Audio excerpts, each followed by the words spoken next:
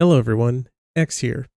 I made this Beatrix guide to discuss some of the nuances with Beatrix and to go over my thought process when I was creating this particular build for the on-the-clock master trait.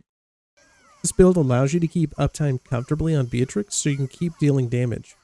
The bulk of Beatrix damage from this spec is going to be when you're under the effects of Imbrask Unleashed or the Golden Clock.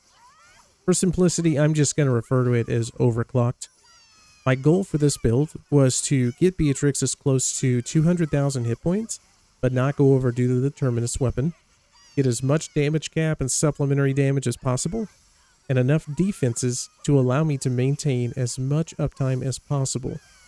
A lot of the time, I can comfortably sit in damaging mechanics, especially if you have a Cagliostro or another support putting shields on you. This build is designed to allow you to play aggressively and keep your hit points high so you can stick to the bosses while you're in the overclocked state.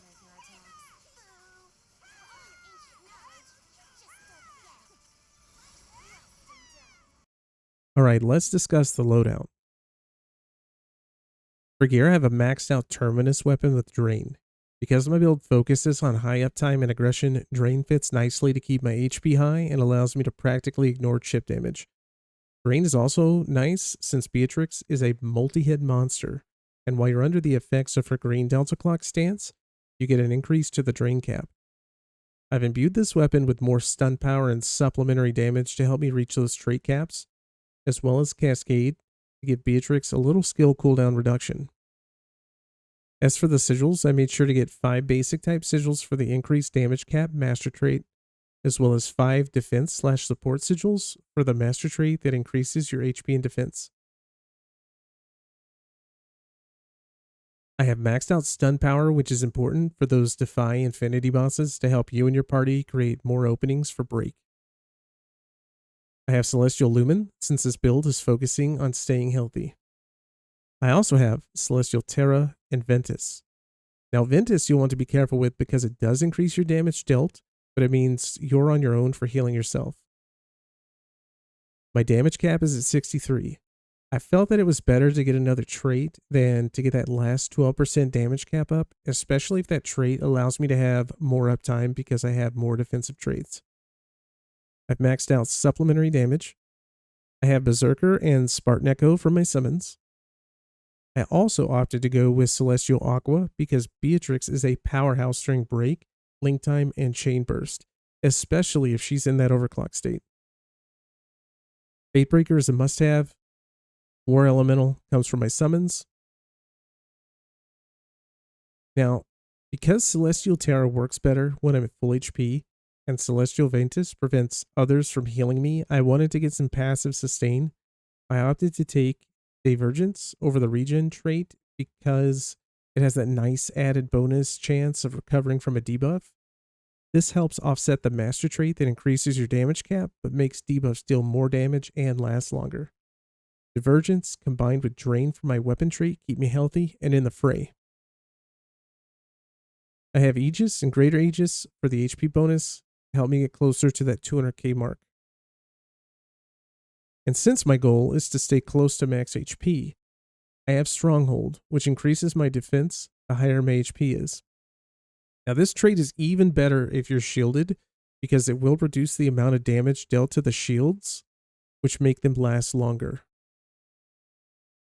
My fourth summon has Stoutheart on it, and because of that, I'm taking Still Nerves, which again reduces damage taken. I do have improved dodge, though this could probably be replaced with something if you're more comfortable dodging. Potion Hoarder would be a good alternative here. We've also taken Guts and Autorevive for the added survivability. Now, for Beatrix's specific trait, I opted to go for the Warpath Sigil only, because this one directly increases her damage. I don't feel like the other two sigils synergize with the build I'm going for. One of them increases the damage cap when she's lower HP, which is great, but it may cause you to end up playing more carefully and miss out on opportunities where you could just be attacking. The other one reduces her skill cooldowns while she's in Devour Causality. However, you won't be using skills much at all during Devour Causality, especially once you reach that overclock state. Now for skills. I opted to do 4 damaging skills to help build the Embrace gauge more quickly. I chose not to go with Unchained or Embrace Sword because I'm focusing on re-entering the clock state as quickly as possible, since that is where the bulk of Beatrix's damage comes from this master trait spec. Now, for master traits, my goal was to get any relevant damage cap up nodes, followed by anything I could grab that would increase the delta clock buffs. Since when you're overclocked, you do gain the benefits of all 3 of the delta clock colors at once. I'll quickly go through these, and you guys can pause to see what I did there. If you have any questions, just ask me in the comments.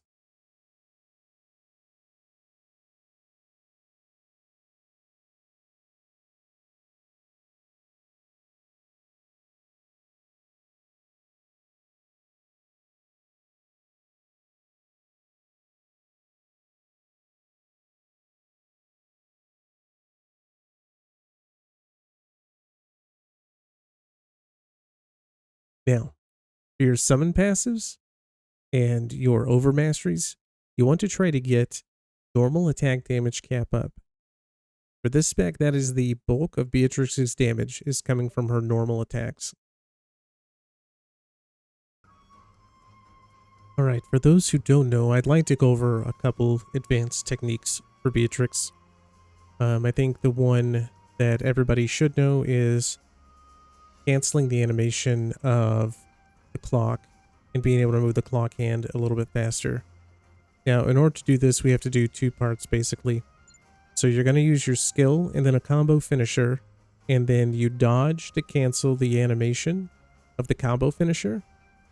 You'll hit Y, or whatever your top button is if you're on PlayStation, triangle for the delta clock switching, and then you'll cancel the delta clock animation with another skill. And what that looks like is the clock moves pretty fluidly. So let's do a riding free, combo finisher, dodge, move, link attack, and then right into another combo finisher. And we just keep doing the loop.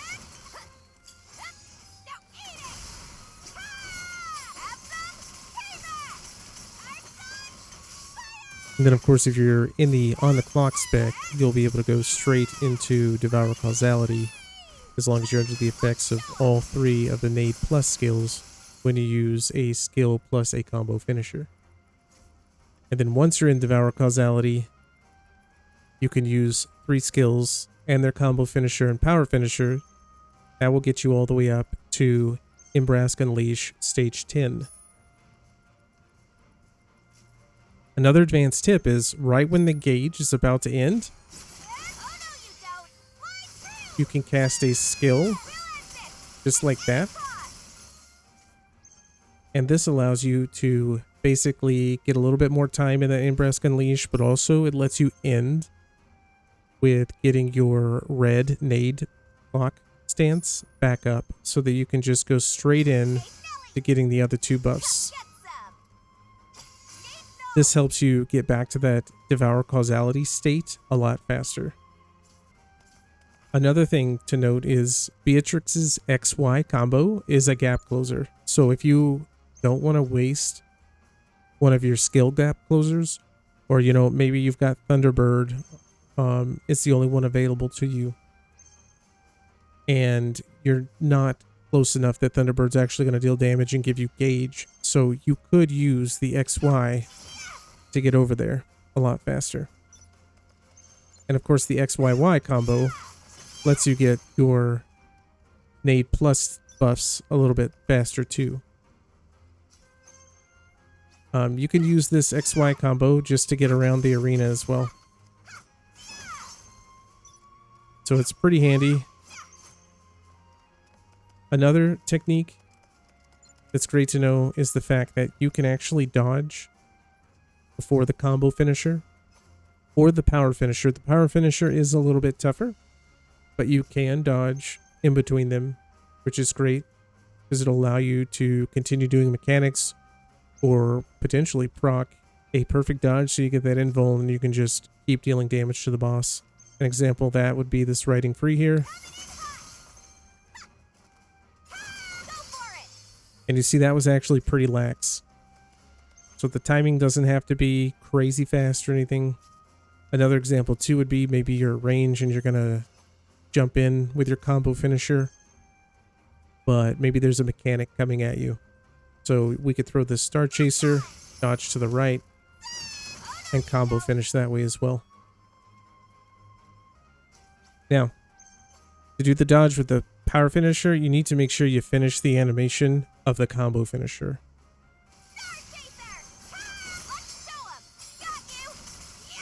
But you can still dodge. That one is just a little tougher to do though. Alright, thank you guys so much for watching.